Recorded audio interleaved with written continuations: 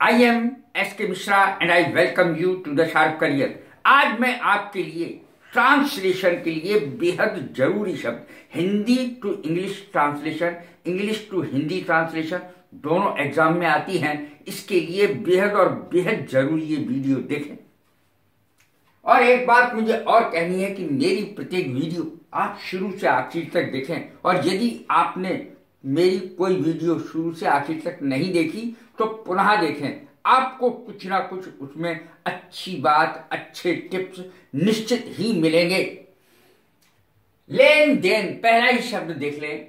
Dealing इसकी अंग्रेजी होती है। मेरा उनसे कोई लेन देन नहीं है। कितना बोलते हैं हम, मेरा उससे कोई लेना देना नहीं है, कोई लेना देना नहीं है, मेरा उनसे कोई लेन देन नहीं है, लेना देना नहीं है। I have no dealing with him, I have no dealing with him. मौज मस्ती, एंजॉयिंग, मौज मस्ती। एक शब्द आता है स्क्वांडर। स्क्वांडर कहते हैं पैसा लुटाने के लिए। ही स्क्वांडर्ड ऑल हिज मनी, उसने अपना सारा पैसा लुटा दिया। इन एंजॉयिंग हिमसेल्फ, मौज मस्ती में। मौज मस्ती की अंग्रेजी मैंने पहले ही बता दी, enjoying. He squandered all the money, सारा पैसा उसने लुटा दिया। कुछ लोग ऐसे होते हैं मौज मस्ती में सारा ही पैसा लुटा देते और बर्बाद हो जाते हैं। He squandered all the money in enjoying himself, मौज मस्ती में उसने, अपनी मौज मस्ती में उसने सारा पैसा लुटा दिया। चाहे कितना ही, चाहे कितना ही अंग्रेजी होगी हाउ एवर। चाहे तुम कितना ही तेज भागो उसे पकड़ नहीं सकते। सकने की अंग्रेजी कैन होती है, कैन या मे होती है। How ever fast you may run, चाहे तुम कितना भी तेज दौड़ो। How ever fast you may run, चाहे तुम कितना भी दौड़ो, you can not catch him, तुम उसे पकड़ नहीं सकते। चाय की तो बात ही क्या, not to speak of tea, ये इसकी अंग्रेजी होगी। चाय की तो बात ही क्या, not to speak of tea. He did not offer me water even, उसने पानी तक को नहीं पूछा। अरे चाय की बात क्या, चाय तो बहुत दूर की बात है, पानी तक को नहीं पूछा उसने। इस प्रकार का भी सेंटेंस ऐसे ही बनेगा, not to speak of tea. चाय की तो बात ही क्या, he did not offer me water even, पानी को भी नहीं पूछा। तुम चाहे जहां भी चले जाओ, what wherever you may go, चाहे तुम कहीं भी चले जाओ। यू कैन नॉट एस्केप, बच के निकल नहीं सकते। एस्केप का अर्थ होता है बच के निकल जाना। Where ever you may go, चाहे तुम जहां भी चले जाओ। यू कैन नॉट एस्केप, तुम बच के निकल नहीं सकते। चाहे कुछ भी हो जाए, कम व्हाट में, चाहे कुछ भी हो जाए, कम व्हाट में, ये इसकी अंग्रेजी होती है। I will be successful in my work, मैं अपने काम में सफल होऊंगा। I will be successful in my work, मैं अपने काम में सफल होऊंगा चाहे कुछ भी हो जाए, कम व्हाट में। चलने फिरने की तो बात ही क्या, not to mention of moving about, चलने फिरने की तो बात ही क्या। नॉट, देखें, चलने फिरने की तो बात ही क्या, मूविंग अबाउट, चलना फिरना, इधर उधर चलना फिरना। Not to mention of moving about, चलने फिरने की बात ही क्या। कितना बोला जाता है ये देखें ये सेंटेंस।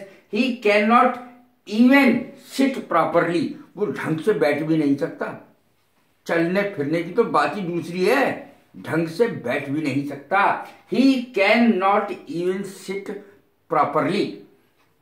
फिर से देख लें इसको, चलने फिरने की बात ही क्या, चलने फिरने की तो बात ही क्या। Not to mention of moving about. First आना तो एक तरफ, कितना बोलते हैं हम, फर्स्ट आना तो एक तरफ, प्रथम आना तो एक तरफ।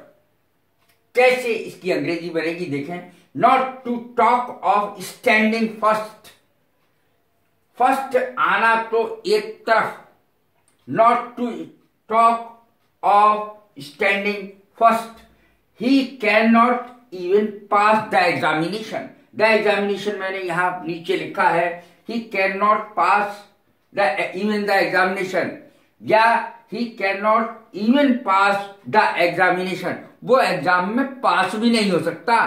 फर्स्ट आने की तो बात ही एक तरफ दूर है, फर्स्ट आना तो एक तरफ, not to talk of standing first, इस तरीके से अंग्रेजी बनेगी।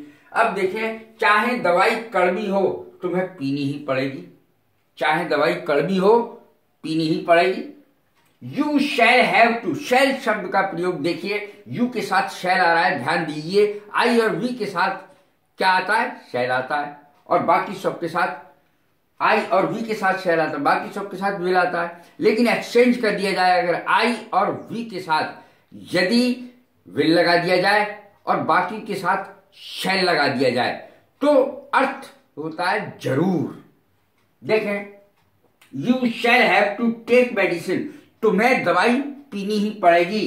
इवन इफ, चाहे, इवन इफ का अर्थ होता है चाहे, इट इज बिटर, चाहे ये कड़वी हो, चाहे दवाई कड़वी हो लेकिन फिर भी तुम्हें पीनी ही पड़ेगी, चाहे दवाई कड़वी हो तुम्हें पीनी ही पड़ेगी। अब देखें, मुंबई जाने वाली ट्रेन, 95% लोगों को इसकी अंग्रेजी नहीं पता, जो मैं अब बताने जा रहा हूं। किसी भी कहीं भी जाने वाली गाड़ी की अंग्रेजी क्या होगी? जैसे कलकत्ता जाने वाली गाड़ी, दिल्ली जाने वाली गाड़ी, मुंबई जाने वाली गाड़ी, इसकी अंग्रेजी बना नहीं पाते लोग, 95% लोग नहीं बना सकते। देखें इसकी अंग्रेजी, Mumbai bound train, Mumbai bound, BOUND, Mumbai bound train, Mumbai जाने वाली गाड़ी। मुरादाबाद बाउंड ट्रेन, मुरादाबाद जाने वाली गाड़ी। दिल्ली बाउंड ट्रेन, दिल्ली जाने वाली गाड़ी। और कैलकाटा बाउंड ट्रेन, कलकत्ता जाने वाली गाड़ी। किसी के आगे भी लगा सकते हैं, कोई शहर का नाम यहां लिखे, बाउंड आगे लिख दें, ट्रेन लिख दें। कलकत्ता जाने वाली गाड़ी, कैलकाटा बाउंड ट्रेन। अब देखें सेंटेंस, क्या मुंबई जाने वाली ट्रेन जा चुकी है? क्या मुंबई जाने वाली ट्रेन जा चुकी है? Has the Mumbai bound train left? ये प्रेजेंट परफेक्ट का सेंटेंस है। क्या मुंबई जाने वाली गाड़ी जा चुकी है? हम पूछते ही हैं रेलवे स्टेशन पे, क्या जा चुकी गाड़ी मुंबई वाली? तो इस तरीके से Mumbai bound train, has the Mumbai bound train left? क्या मुंबई जाने वाली गाड़ी जा चुकी है? चक्कर मारना, अब जैसे किसी आदमी को कोई आदमी चक्कर मार दे तब कैसे अंग्रेजी आएगी? अब गाड़ी से गाड़ी की चक्कर की तो आपको पता होगी, लेकिन आदमी से ही आदमी को चक्कर लग जाए तब? देखें, रन इनटू, ऐसे अंग्रेजी आएगी, उस यात्री ने उस बूढ़े को टक्कर मार दी, यात्री ने बूढ़े को टक्कर मार दी। That passenger ran into the old man, ran into first form, ran into second form. That passenger ran into the old man, past indefinite का सेंटेंस हो गया। उस यात्री ने उस बूढ़े को टक्कर मार दी। अब देखें, हाथ तंग होना, कभी कभी हमारी जेब में पैसे ही नहीं रहते तो हमारा क्या कहते हैं हम, हमारा हाथ आजकल बड़ा तंग है भाई, पैसे है नहीं जेब में। तब कैसे अंग्रेजी बनेगी हाथ तंग होना? We are hard up, hard up शब्द का प्रयोग होगा। We are hard up these days, इन दिनों भैया बड़ी तंगी है। कहीं ऐसा ना हो कि, कहीं ऐसा ना हो कि, या ऐसा ना हो कि, ऐसे सेंटेंस लेस्ट से बनते हैं। LEST छोटा सा शब्द है लेकिन इतना बड़ा हिंदी है इसकी। कहीं ऐसा ना हो कि, और इसके बाद शुड का प्रयोग किया जाता है। देखें, ही वॉज स्केयर्ड, वो डरा हुआ था। स्केयर्ड माने डरा हुआ। ही वॉज स्केयर्ड, वो डरा हुआ था। Lest he should fail in exam, कहीं वो इम्तिहान में फेल ना हो जाए, वो डरा हुआ था। ही वॉज स्केयर्ड लेस्ट, लेस्ट के बाद शुड आता है, lest he should fail in exam, कहीं वो इम्तिहान में फेल ना हो जाए, वो इस बात से डरा हुआ है। शायद की अंग्रेजी परहैप्स होती है। वैसे तो मे लगा देते हैं किसी भी सेंटेंस में तो वो वही हिंदी आती है। परहैप्स शब्द को भी देख लें कैसे प्रयोग होगा। शायद इसकी हिंदी होती है परहैप्स की। Perhaps it will rain today, शायद आज वर्षा होगी। ऐसा लगता है शायद आज वर्षा होगी, तो इट मे रेन टुडे।